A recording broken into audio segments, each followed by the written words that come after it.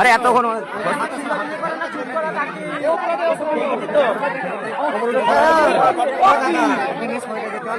চলো চলো চলো চলো। এত সুন্দর একটা ফুটফুটে বাচ্চারে কেমনে রাস্তায় হালাইট হয়ে যেতে পারে আল্লাহ।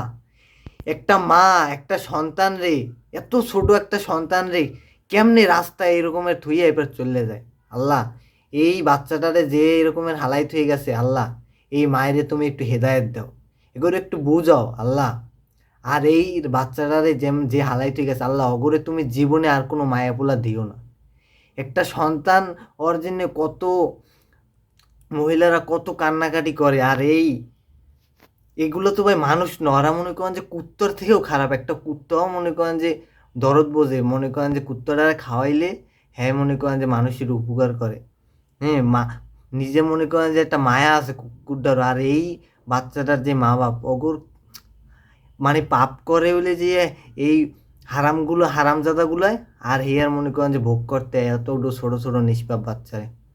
আল্লাহ তুমি এই বাচ্চাটারে একটা ভালো একটা ফ্যামিলির কাছে আল্লাহ তুমি মনে করে তুলে দিও, যেন ওর কোনো দিন কষ্ট না হয়, ও যেন অনেক ভালো থাকতে পারে। আর এমন যেই কাজগুলো করে এই শুয়ারগো তুমি আল্লাহ একটা বিচার করে দিও, এই দুনিয়ায় বিচার করে দিও আল্লাহ। খুব কষ্ট লাগছে ভিডিওটা দেখে, মানে অনেক খারাপ লাগছে। এত সুন্দর একটা বাচ্চা, ইস আল্লাহ এগুলো তুমি হেদায়েত করো।